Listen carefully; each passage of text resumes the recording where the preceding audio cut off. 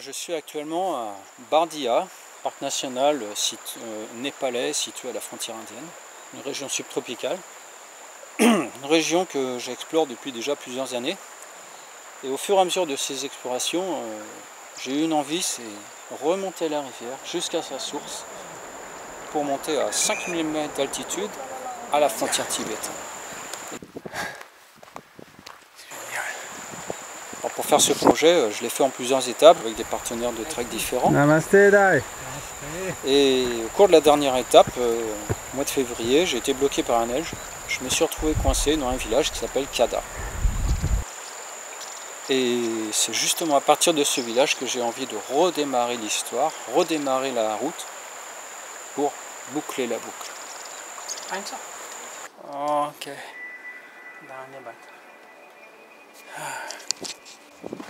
Voilà le village de Kada.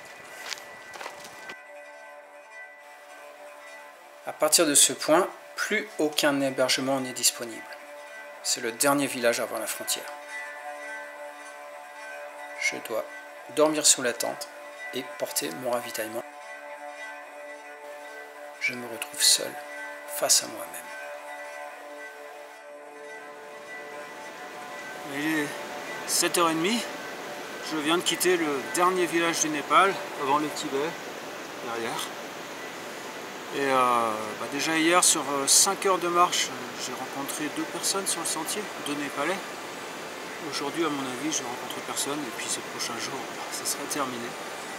Donc là, je suis à la fois soulagé d'être tranquille, mais en même temps, d'un autre côté, il faut que je sois très précautionneux, parce qu'il n'y aura personne qui viendra me chercher. Là, je me balade dans une forêt de marronniers, des noyers. Voilà, là on a des noix par terre. C'est étonnant, des forêts de noyers, on connaît pas ça en France.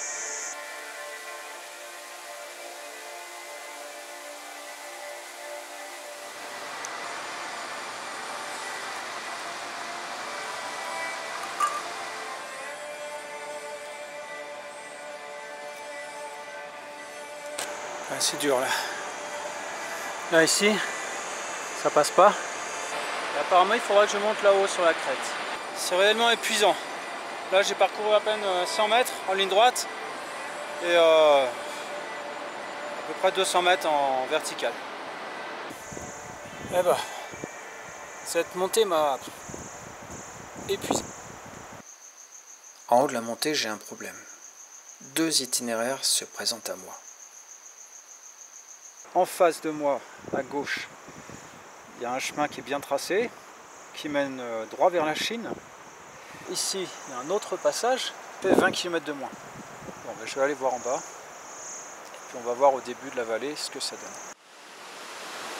Finalement, j'ai rencontré 3 bergers au confluent des 2 rivières, et ils m'ont confirmé qu'il y avait un tout petit sentier qui permet de prendre un raccourci.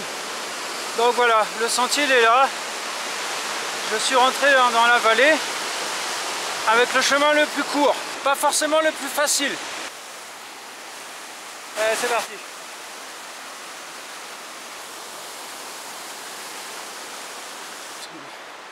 Aujourd'hui c'est Into the Wild.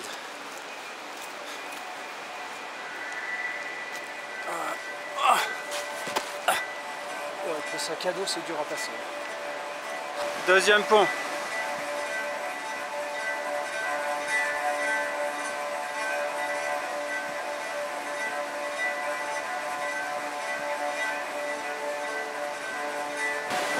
Et en avant pour le 3e pont. Voilà le dernier, le 4e. Oh ça y est, j'ai passé le 4e. Maintenant apparemment il va falloir monter dans la montagne. Oh, voilà le chemin. Pas très large. Il faut pas le perdre.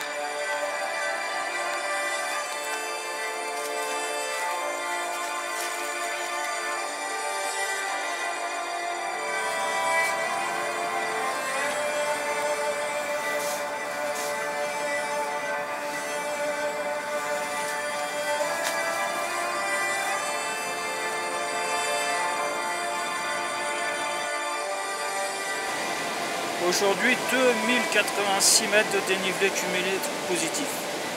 C'est hallucinant. Je suis en ce moment à 3500 mètres. Je suis dans un cul-de-sac et j'ai l'impression que je vais être obligé de refaire le chemin en sens inverse. J'ai peut-être pas pris la bonne option. Je me suis engagé dans une rivière. Sur les conseils d'un berger, on m'a dit qu'il y avait 4 ponts à passer, et puis après il fallait passer une montagne. Après les 4 ponts, j'ai escaladé la montagne, 800 mètres de dénivelé avec un sac très lourd. Et de l'autre côté, ça ne m'amène pas du tout au bon endroit. Je me retrouve au bord d'une rivière et en cul-de-sac. En attendant, je vais me faire un petit café. Ça va me permettre de récupérer un petit peu.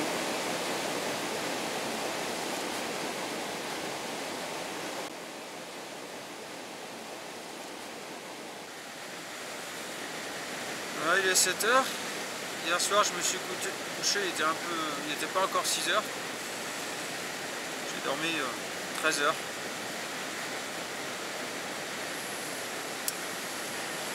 On va se faire un petit café.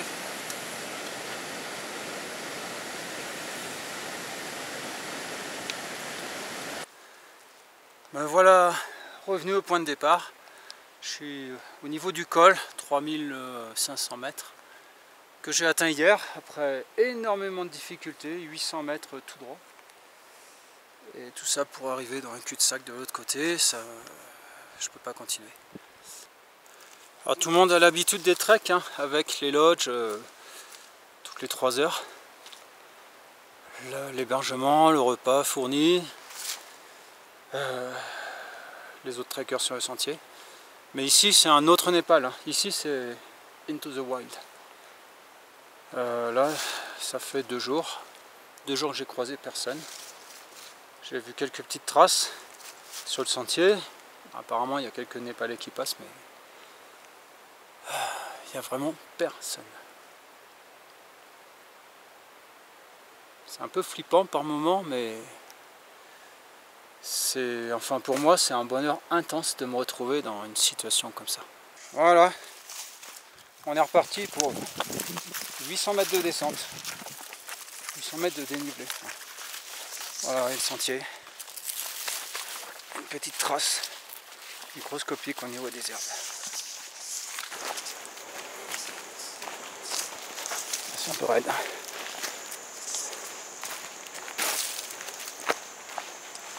Finalement j'ai réussi à descendre sans trop de problèmes. Je suis pas trop mécontent de moi. Je suis à nouveau beaucoup plus bas, le long de la rivière. Et là je rentre vers une zone plus simple. J'ai plus qu'à traverser le pont maintenant. Et repartir pour la première option. C'est incroyable. J'ai l'impression de revivre. Là je suis sur un petit sentier bien large, tout plat. Un sol meuble, une petite forêt au bord de la rivière. C'est trop majestueux.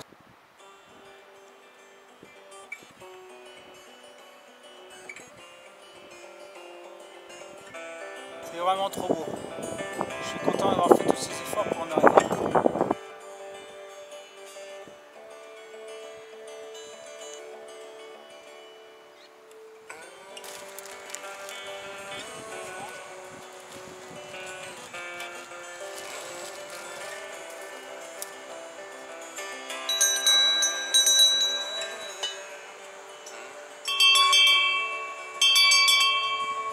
Après la journée d'hier qui a été épouvantable, je vais faire une petite journée aujourd'hui. Il est 3h moins 20. Je vais m'arrêter là, un peu plus bas. J'ai l'impression qu'il y a un petit alpage. Je vais me trouver un petit coin tranquille pour bivouaquer. Vous devez vous demander de temps en temps comment je me débrouille pour ramener des images comme ça, alors que je suis à l'écart de tout, qu'il n'y a pas d'électricité, rien du tout.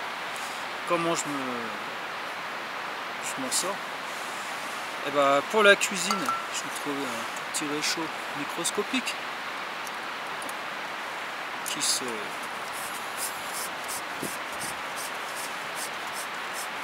voilà, qui se range dans toute petite boîte. On met très rapidement comme ça.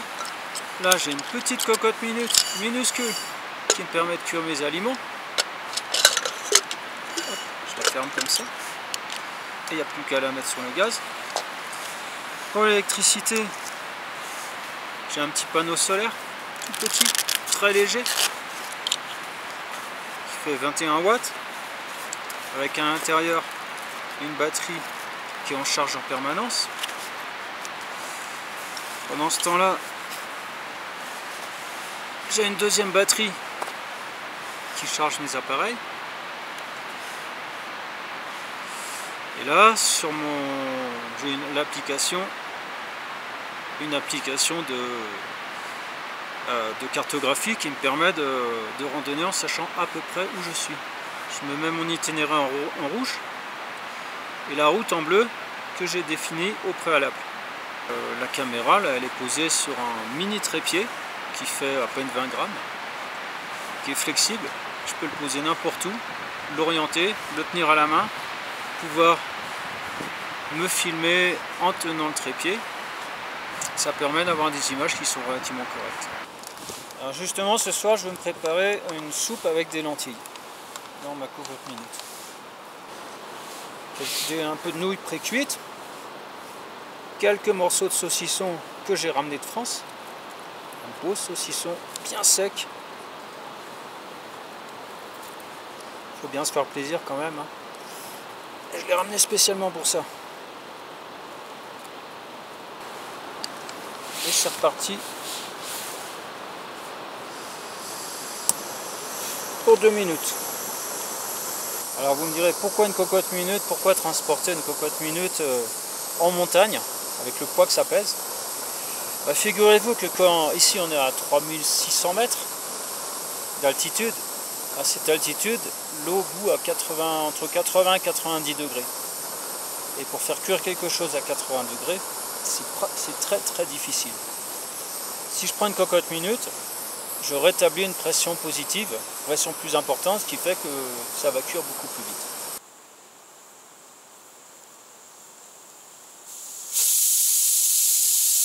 Et voilà, c'est cuit.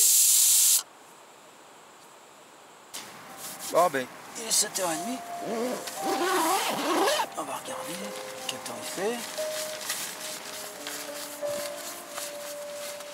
Oh, c'est génial.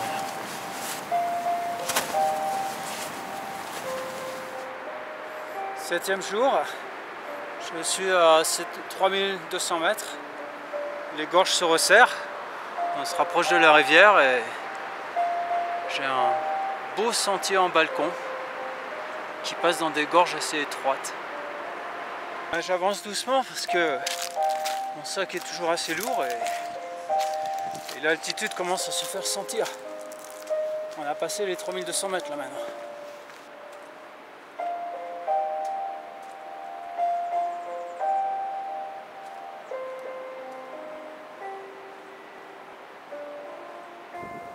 On est à 3005 à peu près. Et là c'est l'entrée dans la haute montagne. La porte d'entrée. Voilà.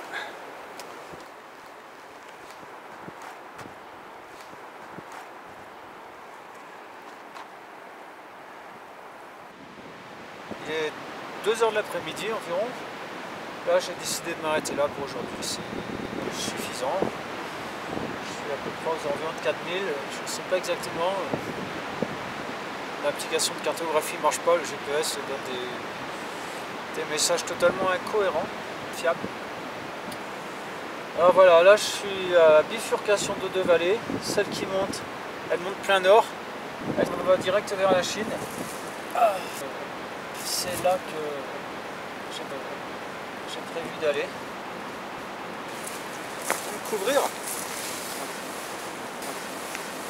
Parce qu'il ne fait pas si chaud que ça. Voilà, bon, ben, cet après-midi, ça va être après-midi repos. J'en ai bien besoin, ça fait 3 jours de suite que j'arrête pas. Bon ben maintenant je suis installé chez moi, hein, je suis bien au chaud, à l'abri du vent. Alors ça c'est mon petit chez moi. Hein.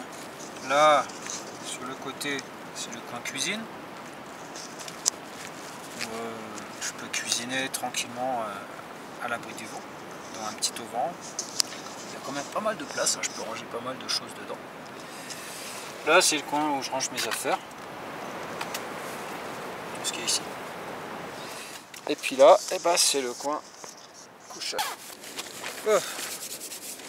7 heures. Putain, cette nuit il y a eu un vent toute la nuit. Il fait 0 degré. Franchement, ça a complètement changé par rapport à hier.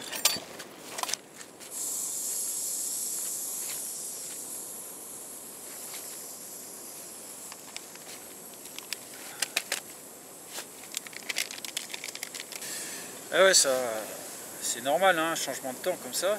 Là, je suis dans un couloir en plein vent. Ça explique beaucoup de choses. Mais ça surprend. Quand même, ça surprend le matin quand on se lève. Par rapport à ces derniers jours. La blédine, je connais pas mieux pour l'effort de longue durée. C'est 97% de céréales. C'est enrichi en vitamines. Je crois que c'est vitamine D. Vitamine A, vitamine D, vitamine E, vitamine C. Il y a un peu de tout. Et c'est extrêmement facile à préparer. Alors je ne le prépare pas comme les bébés.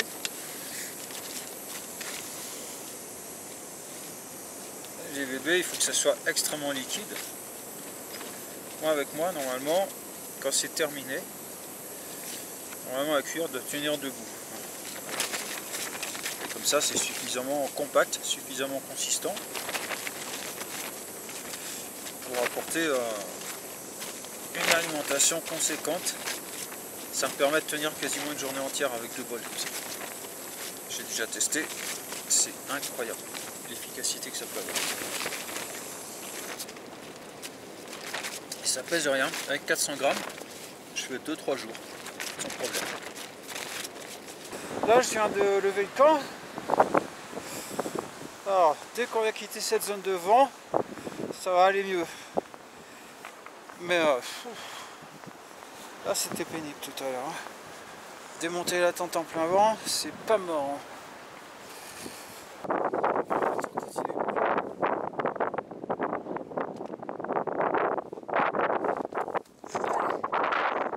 C'est parti. À la porte d'entrée de la vallée, on a les ruines avec les travaux tibétains.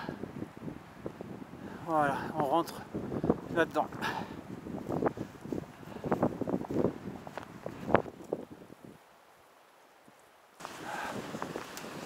Cette nouvelle vallée, c'est impressionnant. Elle est en bas, elle est bien plate. On longe, on marche dans le lit de la rivière. Mais elle est encadrée par des montagnes absolument gigantesques.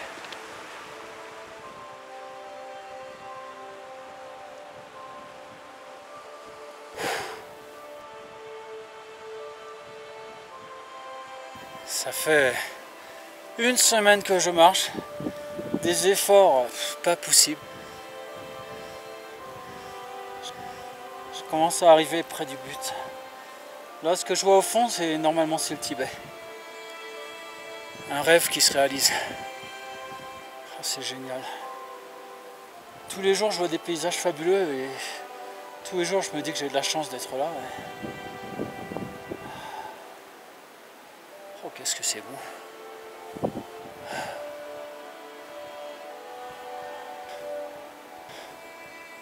Je sais pas si c'est l'entraînement, l'alimentation,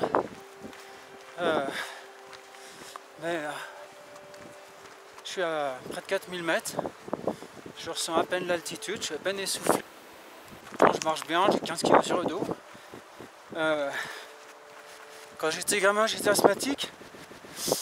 Le médecin disait « Oh, ce gamin, il sera insuffisant respiratoire toute sa vie. » Sauf si je fais un peu faut du sport.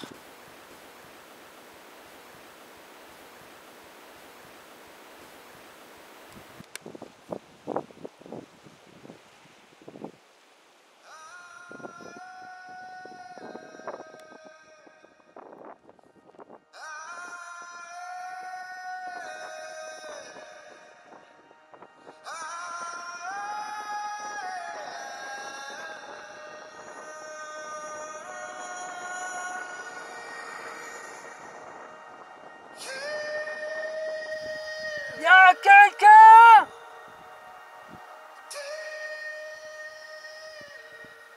On dirait bien que non.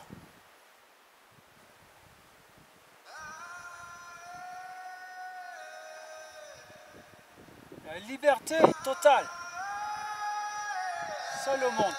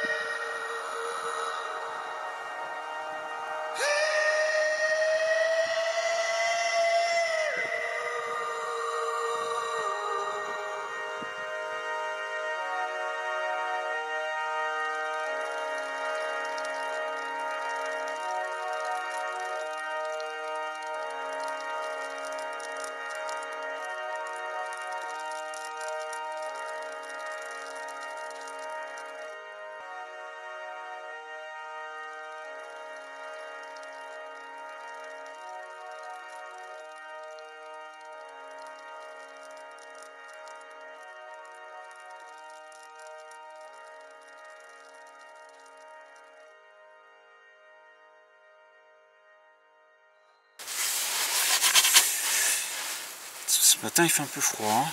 Je sais pas combien.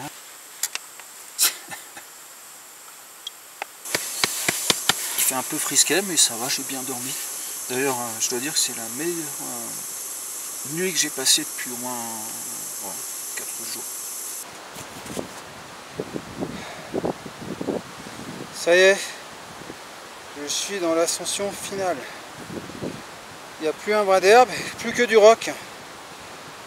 Je suis à 4470 mètres. Je crois que je suis presque arrivé.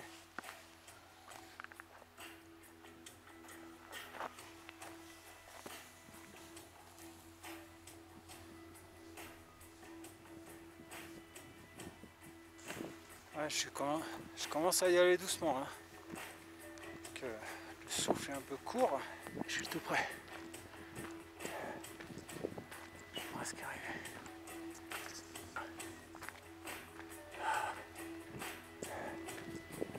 Je suis presque arrivé. Ça y est. J'arrive.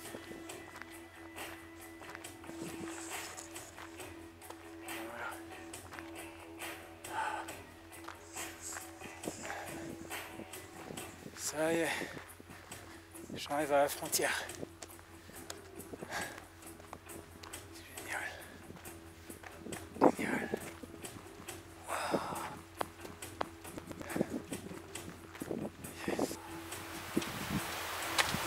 Je suis en Chine. Superbe.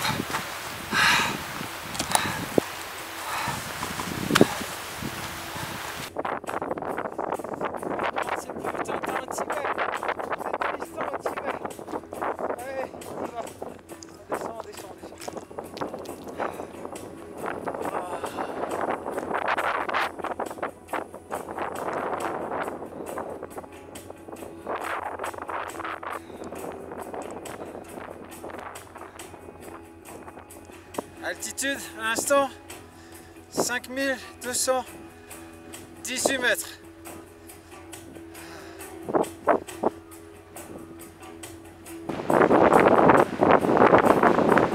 Le Népal!